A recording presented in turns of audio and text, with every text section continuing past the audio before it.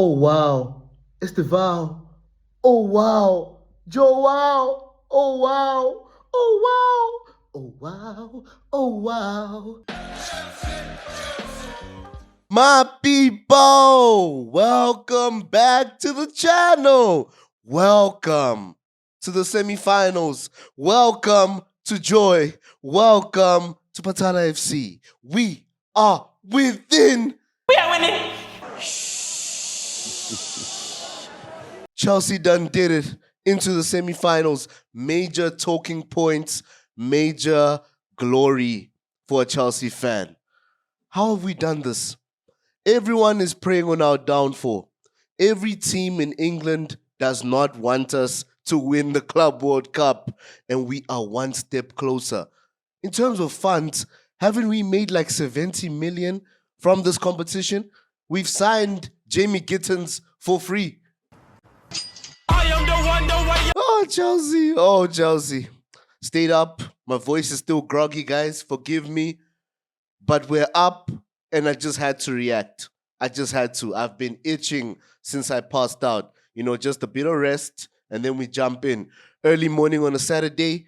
Here we are. Let's break it down, y'all. First talking point. Delap suspended for the semifinals due to the second yellow card. So rather than speaking on Delap directly, I want to just mention this, guys.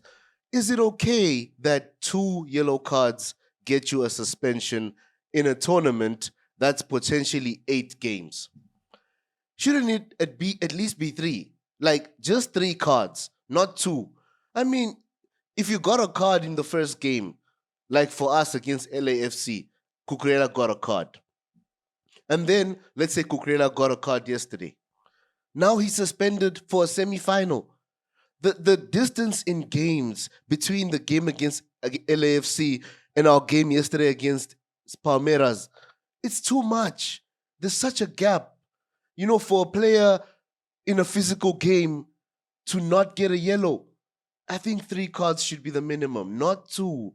2 just feels harsh. But yeah, no, guys, the tournament's almost over. Might be too late to even file this complaint. You get me? But we move. Delap suspended. Yesterday, we went through a different form of adversity. The game against Benfica, it was adverse weather. Yesterday, it was adverse team selection. We had Reece James in the lineup initially, and then he got an injury. Let's hope it's not serious. Reece James became unavailable out of nowhere. In the back line, I thought we'd go with Tosin. We went with Chalobah. That wasn't adverse, but that just also maybe emphasizes our depth as a squad. But Andre Santos was thrown sort of in the deep end. You know, he seemed ready. He played like a man who was ready for war, but he couldn't have expected it so rapidly. So big shout out to Santos. He gets the first box for me because he played so well. And what Santos did yesterday was not the duty he performed at Strasbourg, guys.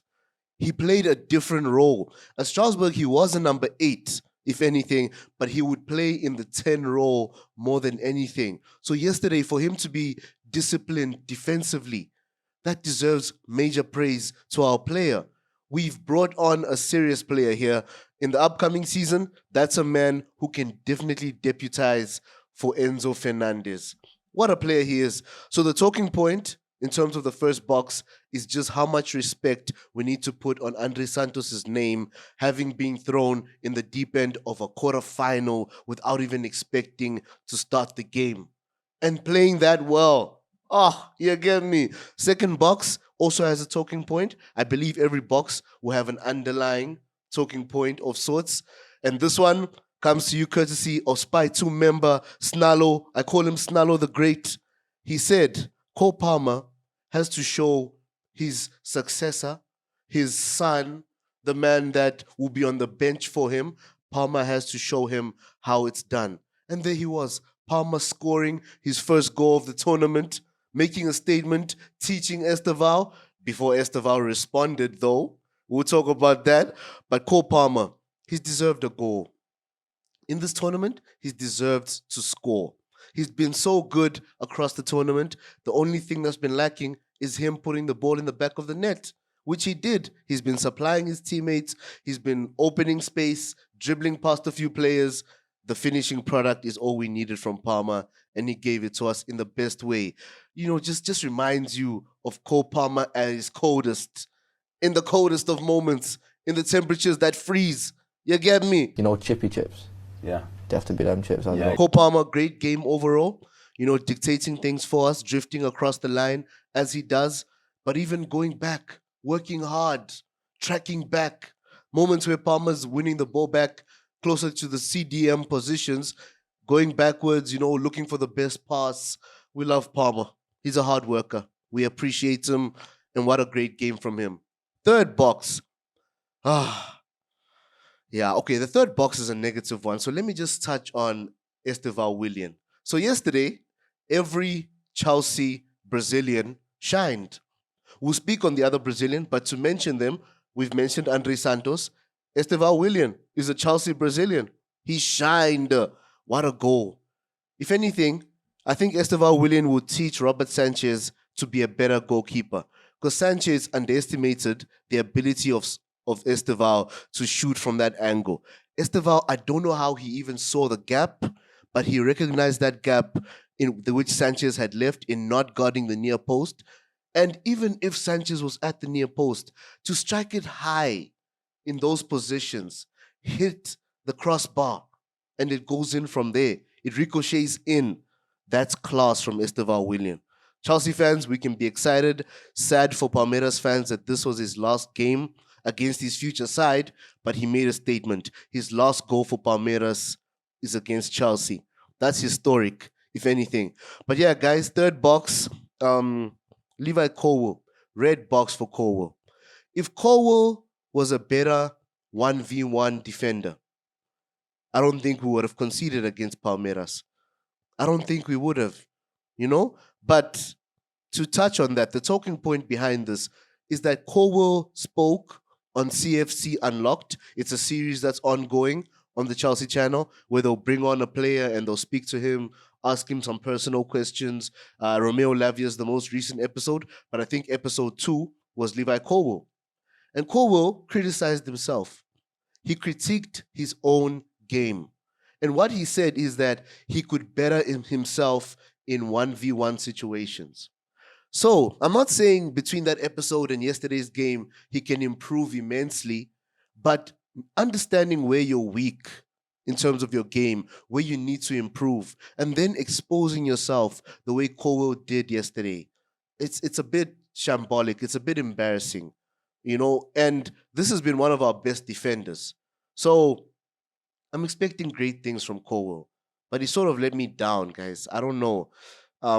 Red box might be a bit harsh, but we can't all be fully positive. Yes, we've made it to the semis, but going into next season, we need Levi Colwill at his best game in, game out. And if he's going to have mistakes, let it not be in a 1v1 situation.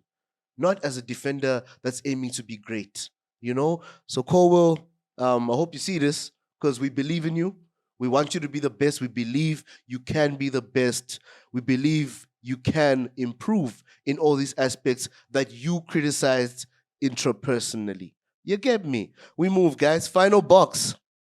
And I was saying, all Brazilians shined. Andre Santos, Estêvão Willian, and Joao Pedro. Wow. Joao Pedro looks like a man that was waiting for the big move. The big move to step up, to finally unleash the player he really wants to be. No disrespect to Brighton. Brighton are really on an upward trajectory in the football world. But Joao Pedro arriving at Chelsea, getting a cameo and performing to that level, what a signing this could be. Wow, Joao. Wow. Getting the ball, knowing when to pass, when to get into space, cutting the ball back. In moments, you do believe he'll know when to shoot. So decision-making doesn't look like something that Joao Pedro needs to polish. 23-year-old forward, looks like he's going to be a striker for us as well. Might also play other positions, Maresca does love a player that has versatility in their game. But as a striker, I'm sold. Joao Pedro competing with Delap Where's Jackson?